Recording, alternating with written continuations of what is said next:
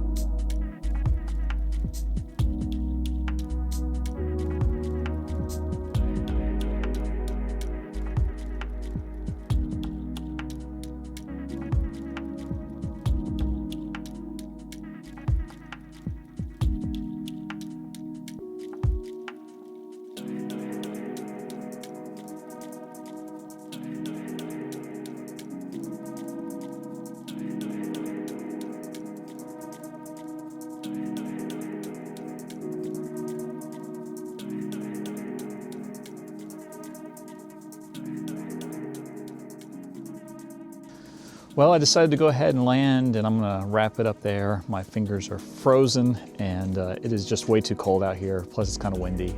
So I'm gonna go ahead and get back inside where it's warm and cozy, and I hope you are warm and cozy as well. I'll see you in the next one.